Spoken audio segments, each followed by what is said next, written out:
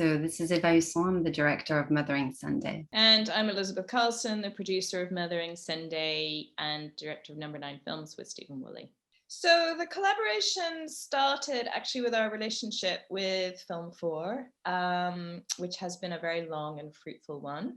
And we discussed with them Graham Swift's novel, Mothering Sunday, and entered what they call in the business a beauty parade for the rights, because it's a fabulous book. I mean, Graham Swift is one of the UK's just great writers. I mean, internationally great writers. And Stephen and I both loved it. So we paraded ourselves and we got the rights. So we had an option, and then we approached writers. I'll get into that later, but it was basically when I saw Eva Husson's films, Bang Gang, and also Girls of the Sun, that I was just so blown away by her work and felt that she had qualities that would really bring something to Alice Birch's screenplay. And we were really fortuitous enough to meet at the Toronto Film Festival, where I was a governor, and Eva came in to speak to the film students about Girls of the Sun. And that is where I think it's fair to say we bonded, Eva, right? I kind of fell in love with Liz. I mean, I'm not afraid to say. I don't know, I'm just very intuitive, and I guess especially when it comes to producing partners, it has to feel right. And I just knew that, coming out of the meeting, that I wanted to find something to work on with her. And at the time, to be honest with you, Liz, I thought this was going to happen maybe someday. It's just one of the things where you're like, well, I liked her, but did she really like me? It's one of the things. And then when Mothering Sunday landed on my lap, I was working on a job that I found quite tough. And it just touched me so much that I read it in one sitting, and I was like, it just feels that my path has led me to this point, and it's right. It just felt right. Mm-hmm. Just everything felt right. And then the pandemic happened, and it didn't feel right anymore for a second. But I was like, really, world, cosmos, really. And but yeah, like it just really felt that something that had to happen like that. After we got the rights for the book, we had a very, very short list of writers. It was sort of a dream list. You always start with your dream list, and you kind of, or I always do as a producer, I always err on the side of the negative and paranoid, because I think that drives me forward to try and make the right things happen. And then I'm so thrilled when they do. And Alice was absolutely top of that list. Obviously, we'd seen Lady Macbeth, and this was before she'd done the adaptation of Sally Rooney's Normal People. And we'd seen her theatre work, Anatomy of a Suicide, which is just the most extraordinary play. And we sent her the novel, and she came back really quickly. Her agent came back and said she wants to meet. And we met her, and she really responded to the material. And in the way that we work, it's not like she came in and pitched and said, this is exactly how I'm going to do it, because it's a very complicated piece to adapt into a screenplay.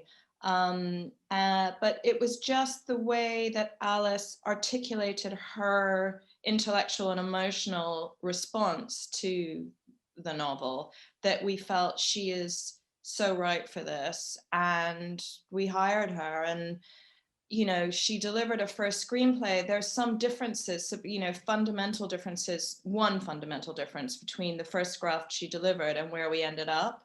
But it really was just about pitch perfect. It was just fantastic. And we made a few changes after a meeting with Graham Swift, which was basically about one act happens or doesn't happen in the story. I don't want to give too much away, because I know some of you won't have seen it yet. So she worked on another pass and changed that. And that script was the one that we sent to Eva. And again, Eva was really top of the dream list after I'd seen her work. And then Eva and Alice worked very closely. Stephen and I don't want a director who's just a gun for hire. Sorry, that's not a very good metaphor to use, a kind of military, but anyway, an individual for hire. We want someone who is going to bring a vision and a voice, and we see our role as producer to give them, as best we can within the financial parameters, all the tools they need to make that voice come alive. And so it's very important that the director will have their pass at the screenplay with the writer to just shape it and make it their own. So then Eva and Alice embarked on that process during lockdown, while Eva had a small child and Alice had just had a second baby. And it was COVID. So it was kind of extraordinary that they were able to be creative and have that collaborative relationship during such a challenging time. I guess I'll just talk about what touched me, which was for me a very complex and impressionistic relationship to creativity and love and memory. Sounds very vague. The story is set in 1924, and it starts with one specific day in the life of a young maid. She later becomes a writer, and the whole film goes again and again, like a ritournelle, like coming back to memories that shaped her as a writer and as a human being, and explore the reasons, like the love and the traumas that she experienced to lead her where we find her at the end of the film. And I thought it was not only a challenge creatively, aesthetically, but it was also something that really spoke to me because it just resonated with my own personal life traumas and as a creator. And I felt very naively, I guess, that it was perfect and I needed to do that. Like it always happens, you facing the mountain, you're like, fuck, why did I accept that? I'll never climb the mountain, it's insurmountable. And then you get over yourself and then you move forward. But it was not written by me, and yet it felt extremely personal. So I think it's a very comfortable space as a director, because you can sort of like really explore and never feel that you're exposing yourself too much. So the cast in Mothering Sunday, I'd like to start with Odessa Young, who's honestly I find extraordinary, because I was after this unicorn.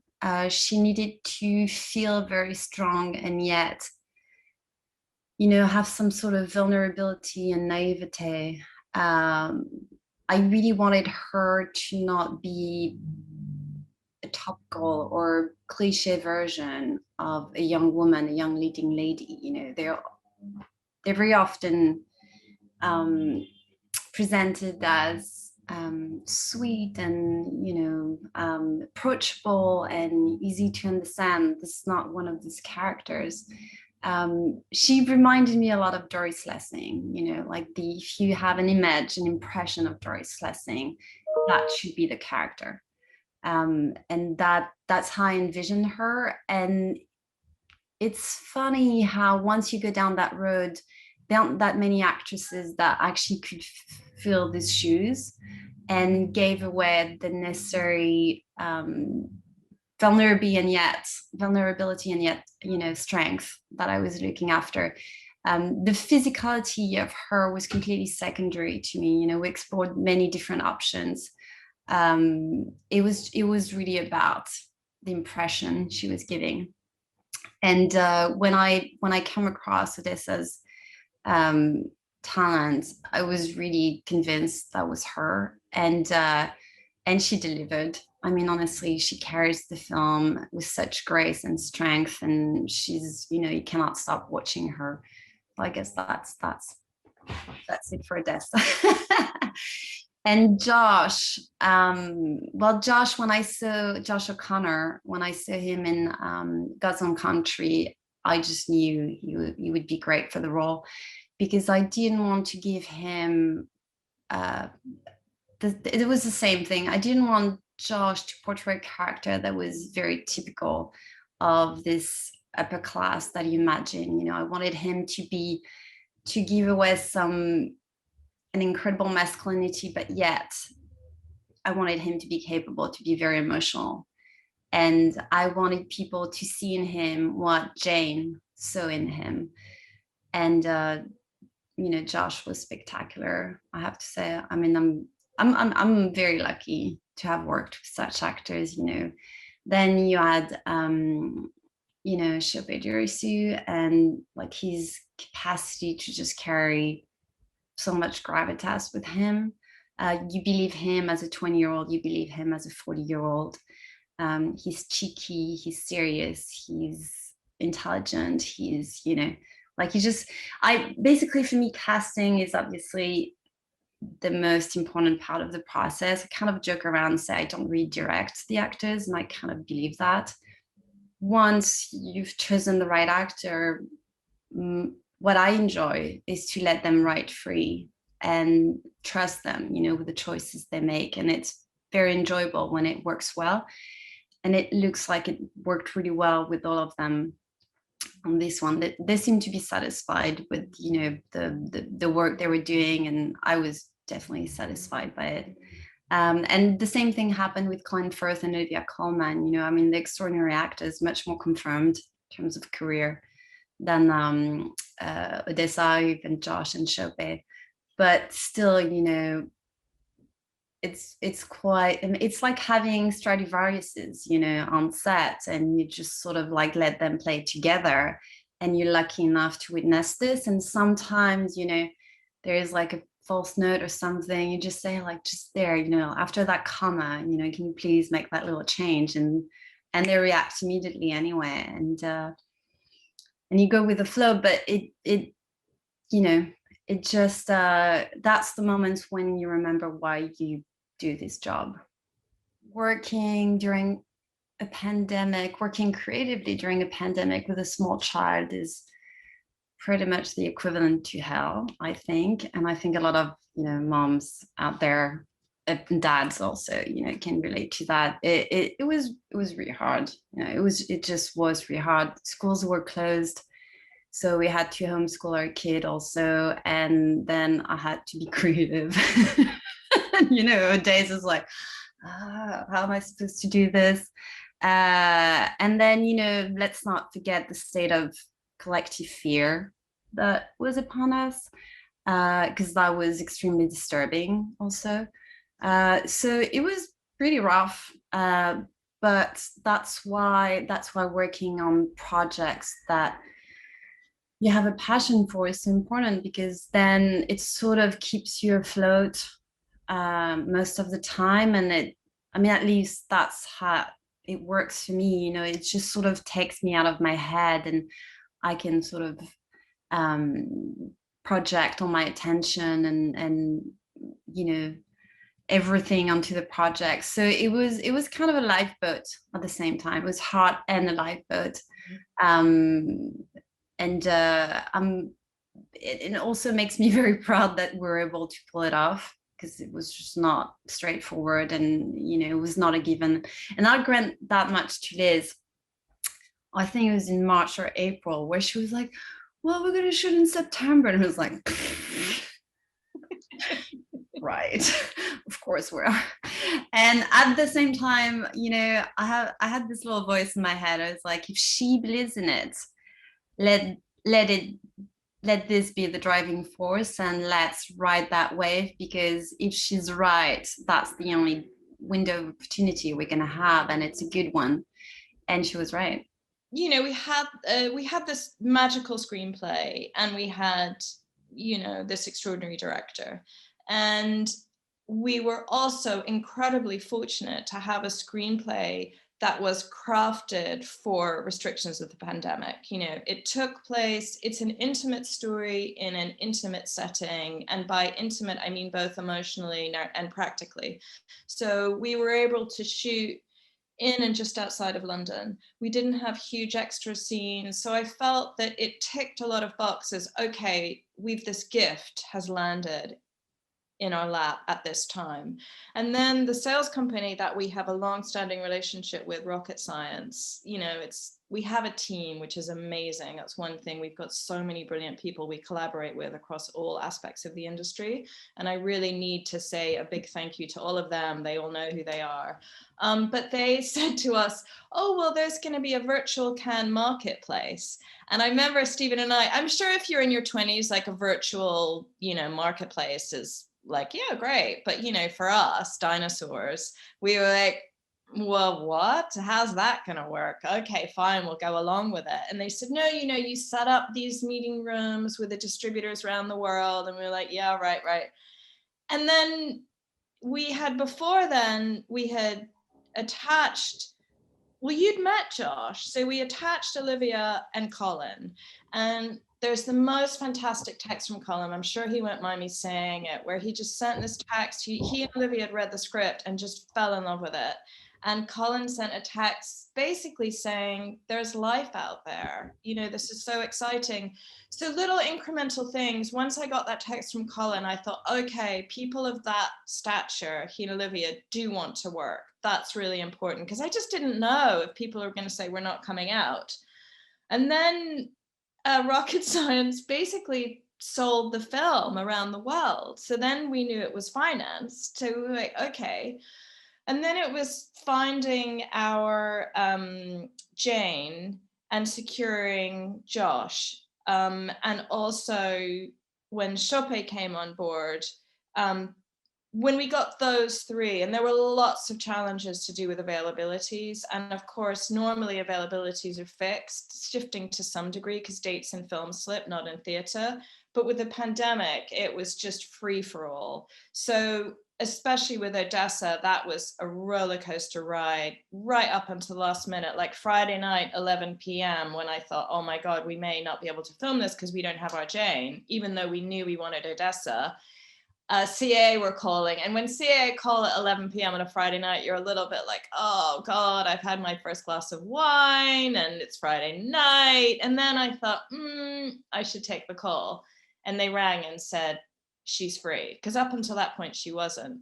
So I think those things, and then just on a practical production level, I sent out an email. That was during, it was sort of lockdown, but we were allowed, I can't remember, we never broke the law. It's very important to say we did not break the law. We were very, very rigorous in taking, I felt a real duty of care on a civic level, on a personal level. That was very, very important to me. That was the priority, to ensure not only the crew and cast safety, but also to act responsibly for the wider responsibility of the nation and international, globally.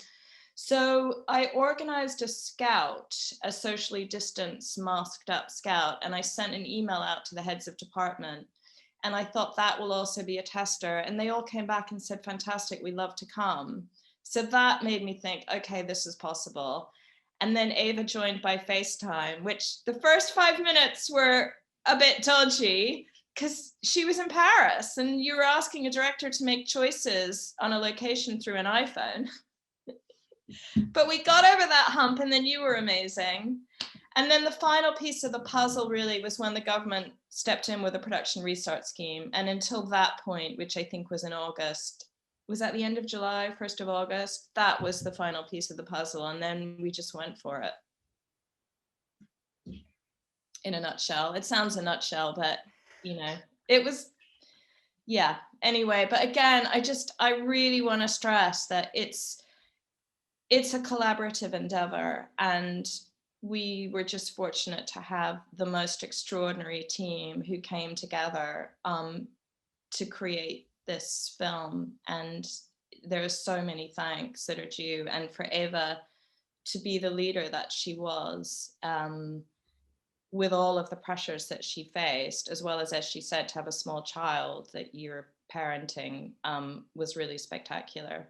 Actors in England have such a level of dedication to work and love of the text, and really work ethics are impeccable. It's not always like that outside of England. I'm not going to cast a shadow on France, but sometimes it's just like, wow. And I'm a hard worker, so I guess I really love that, and that speaks to me. The other thing that I think that the locations in England are quite splendid. You know, there's something very cinematic about it. And I really enjoyed finding locations for the grandeur on top of it of that era, you know, the 1920s, where one thing I love about England is the presence, like actually it's almost a character of nature and flowers and you know, like the landscape, like it's really, it's very much part of everything. I remember, for example, watching Bright Star, Jane Campion's, and you know, like the flowers, like the blue flowers everywhere, and the, you know, the woods, and it's really part of the storytelling in a very singular, idiosyncratic way, and it's quite wonderful. You know, I started my research from scratch. I really don't like studying other films that portray the era. I usually try to stay away from them. And I started researching the imagery of the era of the early 1900s, because I was like, well, if they're in the 20s, the imagery that shaped them is the imagery of the 1900s and 1910s. And then I discovered that the first color technique called autochrome photography technique was created by the Lumiere brothers in 1907 and had a very incredible relationship to colors. You know, like it basically invented the technique of red, green, and blue, and by layering the colors on it, and that shaped the whole visual world of the film, where we went for, you know, an imagery that later evolved into a Kodachrome style in the 1940s, and the movie goes into the 1940s. So it's very inspired by that time, and at the same time I wanted it to feel very contemporary. So once I knew enough, I sort of took off from that, and you know, made the relationship to color very, very contemporary. The other thing that was very essential to me was the relationship to light and the sun, which is also something I'm kind of obsessed with. I'm half Spanish, and I grew up in Normandy, and I think I have like a deficit of light for the rest of my life. And I'm obsessed with finding the light. And Liz can testify to this. There are a couple of moments when we were not blessed by the gods, because we had like almost hurricane, you know, level winds and stuff like that. And I was almost in tears. I was like, I can't see the light. And it was really affecting me. And Liz was very kind and patient. She was like, okay, it will be fine. You know, do not collapse. And I was like, but you don't understand, you know, it has to be about the light. And you'll see in the edit, we got lucky in the end, because you don't feel, I don't think you feel that it was such a challenge on the shoot, but it really is an important narrative element. And for me, the light has to be part of the narration, and the colors also. I mean, they don't have to be, it's just the way, you know, I channel this. It feels now such a cliche to say, but at the time, it was really such an unknown space that we were in. So to have made the film at all, but obviously we had, again, you know, we had the BFI and Film 4 regular partners right there by our side, being unbelievably supportive and rocket science. But to have made the film at all it really felt like an achievement. The post-production was so challenging because Eva and her wonderful editor, who I loved working with, Emily, were in Paris. There was lockdown. There was a 6 p.m. curfew. I knew the material was extraordinary. We were blessed with the likes of, you know, Sandy Powell and Jamie Ramsey, a new cinematographer who's fantastically talented. And you know, Helen, who did the post-production, the production design. So we had this fabulous HODs who'd really produced something great with Eva. So I knew the material was there, but it was a hard piece to edit as well. And Eva and Emily were literally stuck by themselves in an edit room in Paris with none of the usual collaborative experience that you have during editing. And, you know, typically we would screen for a small group and we'd see how people responded, then you screen again. I mean, that's what the process is. It's very organic. So that was really challenging for everyone. But then I think, Eva, once we were together in a room, which was in London, once we could bring them over, for me, I mean, I love editing, but to work with Emily and Eva was really just such a joy on this film. And then when we finished it, you start to kind of, you know, like, oh, I'm like, man, I've seen this film so many times now take shape and coming to life, and I really love it. And then we started, you know, showing it, like Film 4 and BFI saw it, and then Lionsgate and Sony Picture Classics have many territories around the world. This was before we'd actually finished it. And I was like, oh, okay, so it's not just us in our little bubble here. And you really thought, oh, we've got something special. So then to hear back from Cannes, you know, in a year where the festival had been cancelled the year before, so they had all the films they'd accepted before, they needed space for new films, the pressure was intense. So to be accepted just felt such an overwhelmingly enormous cherry on top. I cannot tell you. I mean, it was just, I'm so thrilled for everyone. I'm so thrilled for everyone. And it's to just have Cannes back again is going to be, it's going to be amazing to be there. I hope that people will be as cracked open as I was when I read the book and when I read the screenplay, which is, I felt it had put me on a frequency of vulnerability and made me reflect on some of my own times in life in a way that is rare. And I really hope that I'm going to be able to carry that gift on, that we are going to be able to give that to people, because it's rare in life and it's important to, you know, feel vulnerable and yet to be in the safety space of fiction. You know, it's catharsis. It's really, you know, you go back to Aristotle. Sorry, like that was the French way of saying it, but you get my point. You know, it's I actually think it's essential to the human psyche, and we grow as human beings when we get there. And especially in a very special year like this, you know, we live through so many traumas, fears, uncertainties, and suddenly to be able to have a safe space like this that lives in the realm of emotions and art is kind of a lifesaver. I think it's essential. It's vital. Art is a necessity, and you know, if we get there, I'll be ecstatic.